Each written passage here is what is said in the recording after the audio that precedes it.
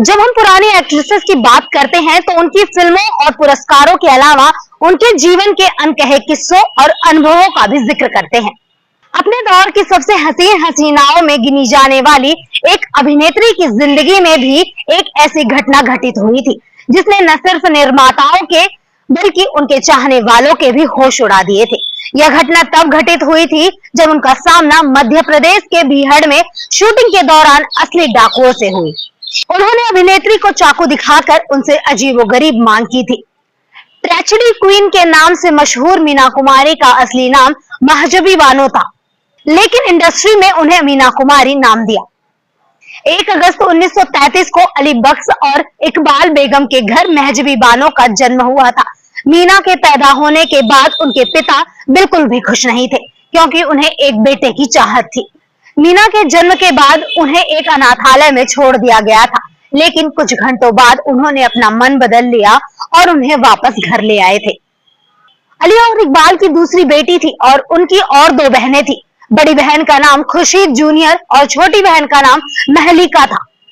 मीना कुमारी को यूं तो फिल्मों में कोई शौक नहीं था, लेकिन वह पढ़ाई से बचने के लिए अपने माता पिता के साथ फिल्म स्टूडियो जाया करती थी। एक दिन निर्देशक विजय भट्ट ने उन्हें फिल्म लेदरफेस में कास्ट किया। इस फिल्म में काम करने के लिए उन्हें 25 रुपए मिले थे। उस वक्त उनकी उम्र महज 4 साल थी। फिल्म के बाद मीना का स्कूल में एडमिशन कराया गया और उन्होंने अपनी पढ़ाई पूरी की और फिर 1952 में लीड एक्ट्रेस के तौर पर फिल्म बैजू बावरा से अपने करियर की शुरुआत की।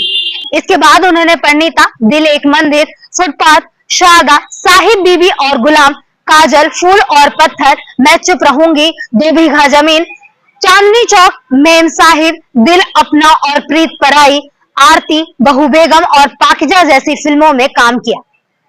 परिणीता के लिए उन्हें फिल्म फेयर बेस्ट एक्ट्रेस का अवार्ड मिला था। इसके अलावा साहिब बीबी और गुलाम के जरिए उन्होंने 4 फिल्म फेयर अवार्ड अपने नाम किए। 1973 में पाकिजा के लिए मरणोपरांत नामांकन प्राप्त करने वाली वह पहली अभिनेत्री थी। उनकी जिंदगी के सबसे दिलचस्प किस्सों में से एक किस्सा मध्य प्रदेश से जुड़ा हुआ है, जब उन्होंने डाकुओं के हाथ पर नुकीली चाकू से ऑटोग्राफ दिया था। मशहूर पत्रकार विनोद मेहता ने मीना कुमारी की जीवनी Meena Kumari a classic biography लिखी, जिसमें उन्होंने बताया आउटडोर शूटिंग पर कमाल अमरोही अक्सर 2 कारों में जाया करते थे। एक बार दिल्ली जाते हुए मध्य प्रदेश में शिवपुरी में उनकी कार का पेट्रोल खत्म हो गया था। अमरोही ने मीना कुमारी से कहा, हम रात कार में सड़क पर बिताएंगे। उनको पता नहीं था कि यह डाकुओं का इलाका है। आधी रात के बाद करीब 1 दर्जन डाकुओं ने उनकी कारों को घेर लिया। उन्होंने कारों में बैठे हुए लोगों से कहा वो नीचे उतरे। कमाल अमरोही ने कार से उतरने के लिए साफ इनकार कर दिया और कहा जो भी मुझसे मिलना चाहता है वो मेरी कार के पास आए। उन्होंने आगे बताया, थोड़ी देर बाद एक सिल्क का पैजामा और कमीज पहने हुए एक शख्स उनके पास आया। उसने पूछा, आप कौन हैं? अमरोही ने जवाब दिया कि मैं कमाल हूँ, इस इलाके में शूटिंग कर रहा हूँ। हमारी कार का पेट्रोल खत्म हो गया है। डाकू को लगा कि वो राइफल शूटिंग की बात कर रहे हैं, लेकिन जब उन्होंने बताया कि ये फिल्म की शूटिंग है और दूसरी कार में मीना कुमारी बैठी हैं, तो सभी डाकुओं के हाव भाव बदल गए। डाकुओं के सरदार ने तुरंत सभी के लिए संगीत, नाच और खाने का इंतजाम कराया। उन्हें सोने की जगह दी और सुबह उनकी कार के लिए पेट्रोल भी मंगवा दिया।